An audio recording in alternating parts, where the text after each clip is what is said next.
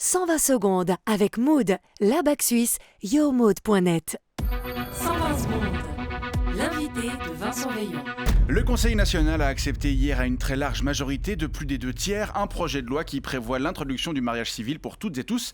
Si ce vote positif n'est pas une réelle surprise, ce qu'il est en revanche, c'est son ampleur ainsi que le fait que l'accès au don de sperme pour les couples lesbiens ait également été intégré au futur texte.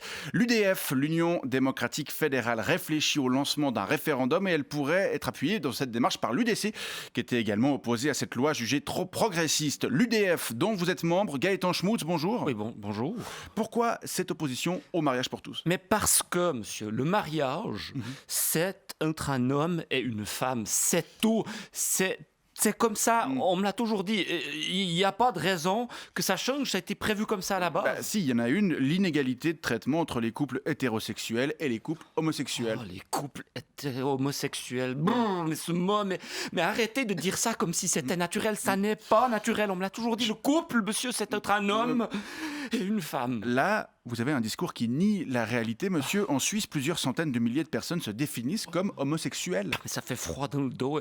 Et ça n'est pas, je vais vous le dire, ça n'est pas le genre de décision prise hier par le Parlement qui va améliorer les choses. Non, mais comme si ce mouvement avait besoin de pareil coup de publicité. Bon, passons à l'autre décision prise hier, celle d'autoriser la PMA, la procréation médicalement assistée pour les couples lesbiens. Oh, mais ce mot, mais non, mais alors ça, c'est vraiment le pompon. Alors, le mariage, on s'y attendait, hein, vu la tendance gauchisante de ce nouveau Parlement qui cède à tous les phénomènes de mode. Mais alors, la PMA, la PMA, monsieur, c'est diabolique. C'est diabolique. Et ça n'est pas mes mots, hein, ça ne sont pas mes mots, ce sont ceux du Conseil national Yves Deguer qui a toujours raison, vu qu'il s'exprime tellement bien. Non, mais monsieur, un enfant, ça doit grandir avec un homme et une femme. On me l'a toujours dit. On me l'a toujours dit, ces pauvres gosses. Non, mais imaginez ces pauvres gosses qui vont être élevés par deux femmes. Non, mais vous allez voir que ça va encore doper l'épidémie d'homosexualité. Là, il s'agit d'accorder les mêmes droits à toutes et à tous. Le don de sperme est autorisé pour les femmes hétérosexuelles. Il n'y a pas vraiment de raison de l'interdire pour les lesbiennes. Oh, le don de sperme.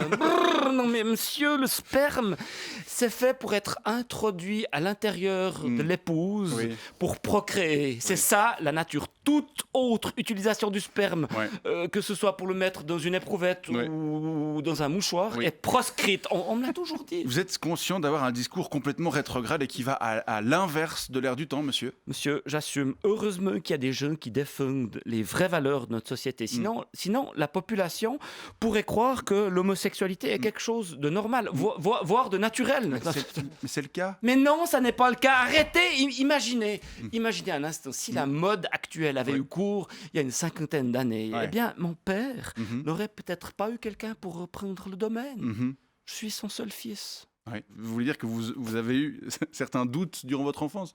C'est possible, mais grâce à mon éducation, je suis resté dans le droit chemin. Et aujourd'hui, je souhaite que mes enfants, et surtout mon fils, que j'ai fait par devoir et pas par plaisir, eh bien, je souhaite que lui aussi prenne la même voie, monsieur.